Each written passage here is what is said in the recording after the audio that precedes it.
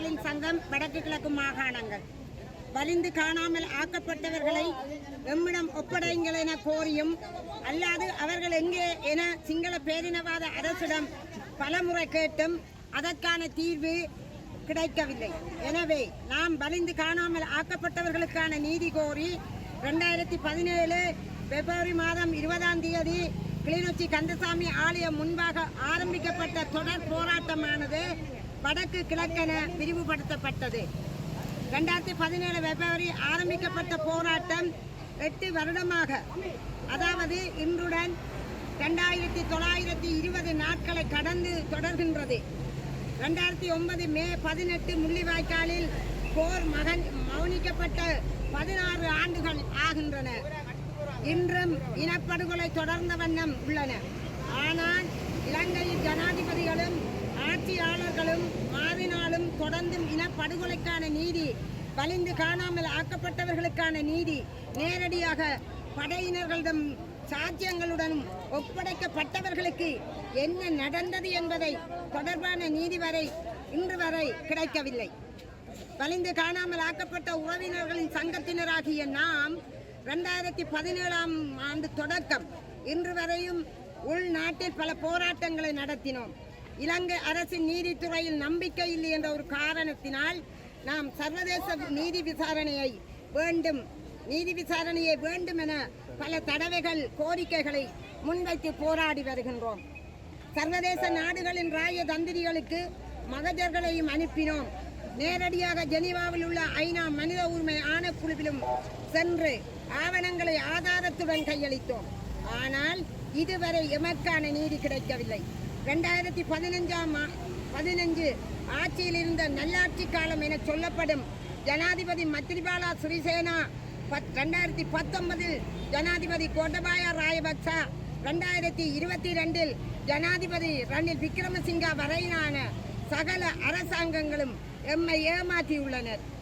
எமது மக்கள் தேசிய மக்கள் சக்தி மூலம் தற்போது புதிய ஜனாதிபதியாக கடந்த 2024ஆம் ஆண்டு செப்டம்பர் பதவியேற்ற அனுரகுமார திசாநாயக்கா 2024 நவம்பர் 159 நாடாளுமன்ற உறுப்பினர்களை பெற்று அறுதி பெரும்பான்மையுடன் ஆட்சி அமைத்து 3 மாதங்கள் கடந்த நிலையிலும் எந்தவொரு நல்லெண்ணத்தும் அவர்களின் செயலில் தென்படவில்லை. மாறாக புலனாய்வாளர்களை ஏவிவிட்டு வலிந்து காணாமல் ஆக்கப்பட்ட உறவுகளின் தாய்மாரை கண்காணிப்பதுடன் அவர்களை சுதந்திரமாக தமது வலிந்து காணாமல் ஆக்கப்பட்ட உறவுகளுக்கு நீதி கேட்டும் நடத்தும் கவனஈர்ப்பு போராட்டங்களில் கலந்து கொள்ள விடாமல் நீதிமன்ற தடை உத்தரவுகளை கொடுத்து ஜனநாயக வழி போராட்டத்தை அடக்கி ஒடுக்கி தடுக்கும் அடவாளி செயல்களை தொடர்ந்த வண்ணம் உள்ளன. ஆட்சி மாறினாலும் காட்சி மாறவில்லை. ஜனாதிபதியின் பெயர்கள் மாறியுள்ளன, செயல்கள் மாறவில்லை. வலிந்து காணாமல் ஆக்கப்பட்ட உறவுகளுடைய பெற்றோர்கள் இதுவரை 300க்கும் மேற்பட்ட தமது உறவுகளின் உண்மை நிலைமை அறியாது வேதனையுடன் உயிரிழந்த பரிதாபங்கள் வடக்கில் நடந்துள்ளன. எங்கள் வேதனைகளையும் வலிகளையும் உண்மைகளையும் இலங்கை அரசு புரியவில்லை, அதேபோல் சர்வதேசமும் புரியவில்லை என்பதையே கடந்த 8 வருடங்களாக நாங்கள் கண்ட உண்மை. அரசுகள் மாறும்போது எல்லா சர்வதேச ராஜதந்திரிகளும் நாடுகளின் தலைவர்களும் ஏன் ஐநா சபைகளும் கூட இலங்கை அரசை காப்பாற்றும் ஒரு செயலாக கால அவகாசங்களை வழங்கி கால நீடிப்பை செய்து வருவதை நாம் 8 வருடங்களாக அவதானித்து வந்துள்ளோம் என்ற உண்மையை கவலையுடனும் கண்ணீருடனும் மன வேதனையுடனும் இந்த 8 ஆண்டு நிறைவில் பதிவு செய்கிறோம். எனவே இந்த உண்மைகளை உணர்த்தும் இனியும் எம்மை ஏமாற்றாமல் எங்கள் உணர்வுகளை மதித்து சர்வதேச நீதி கிடைக்க ஆவண செய்யுமாறு சர்வதேசத்திடம் வேண்டி நிற்கின்றோம். வடக்கு கிழக்கு நிர்வாகம்.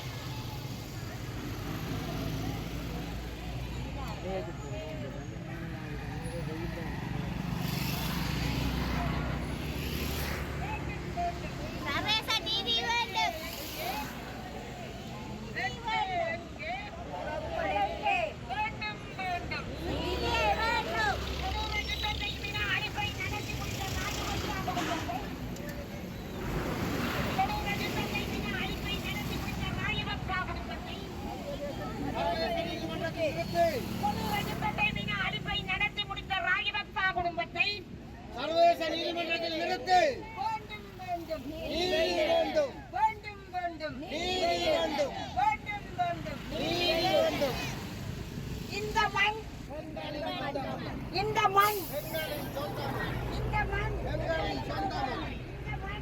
பெண்களின் சொந்தம். வெளியேறு வெளியேறு வெளியேறு வெளியேறு. நீதி வேண்டும். நீதி வேண்டும். உறவுகள் எங்கே? உறவுகள் எங்கே? உறவுகள் எங்கே?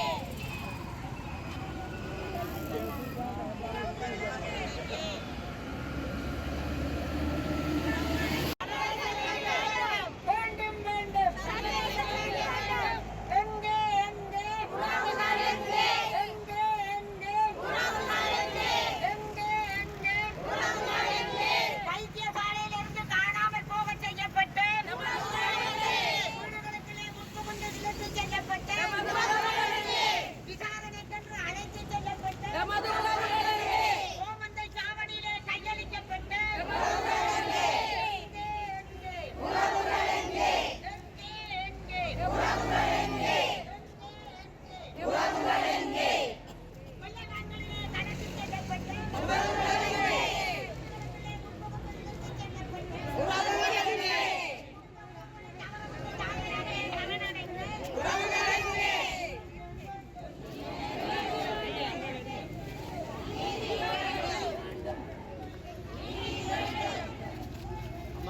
நான் வவுனியா மாவட்ட வலிந்து காணாமலாக்கப்பட்ட உறவுகளின் சங்கத்தின் தலைவி. இன்றைய தினம் இந்த கிளிநொச்சி மாவட்டத்திலே தொடர்ச்சியான கவனஈர்ப்பு போராட்டத்தை ஆரம்பித்த நாளிலிருந்து இன்று 9வது வருடத்தை வந்திருக்கின்றது.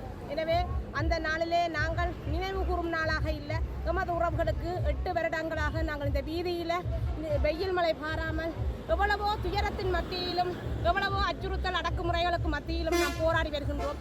ஆனால் எந்தவித நீதியும் கிடைக்காமல் ஆட்சிகள் மாறுகின்றன, அரசாங்கங்கள் மாறுகின்றன.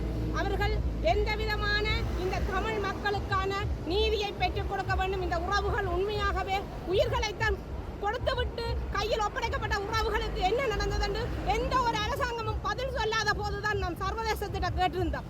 ஆனால் இந்த சர்வதேசமும் இதுவரை காலமும் நாங்கள் பெண்களாக இந்த வீதியில தொடர்ச்சியாக போராடி கொண்டு இருக்கின்றோம் என்றால் எதற்கு போராடுகின்றோம்? உண்மையாகவே ஒரு கணவனை இழந்த பெண் எவ்வளவு வேதனைப்படுவாள்? தனது பிள்ளையை வளர்க்க தனது சமூகத்தில் ஒரு தலை நிமிர்ந்து நடக்க முடியாத அளவுக்கு அவள் இன்று சமூகத்தில் எத்தனையோ முகங்களுக்கு கொடுத்து கொண்டு வாழ்ந்து கொண்டிருக்கின்றார். அந்த ரீதியில் இந்த பெண்கள் இந்த வீதியில் போராடி கொண்டிருக்கின்றார்கள் என்று சொன்னால் இந்த சர்வதேசம் இந்த பெண்களுக்கு ஏன் ஒரு பெண்களாக வீதியில் நடக்கின்றார்கள் என்றால் அவர்கள் நீதிக்காகவும் உண்மைக்காகவும் போராடி கொண்டிருக்கின்றார்கள் என்று சொல்லிக் கொண்டிருப்பதில் எந்தவித அர்த்தமும் இல்லாமல் நாம் மடிவதற்கு முன்பு சாட்சியங்கள் 300க்கும் மேற்பட்டவர்கள் இறந்திருக்கின்றார்கள். நாங்கள் இன்றோ நாளையோ இறக்க முன்பு இனி வருகிற சமூகமும் கடத்தப்படாமல் இருப்பதற்கும் இந்த பாராளுமன்ற உறுப்பினர்களாக தமிழ் உறுப்பினர்களாக நேற்று பெய்த மழைக்கு இன்று முளைத்த காளான் போன்று சிறு பாராளுமன்ற உறுப்பினர்கள் கமடியாக இந்த காணாமலாக்கப்பட்ட உறவுகளுக்கு இழப்பீடு வழங்குவதற்கு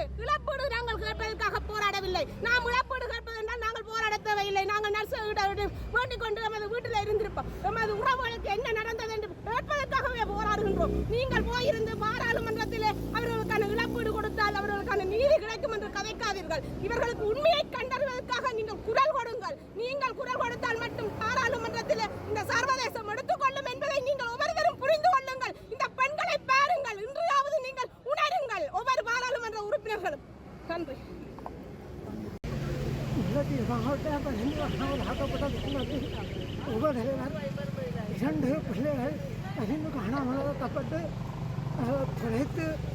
வீதியாக தேடிக்கொண்டிருக்கின்றோம்.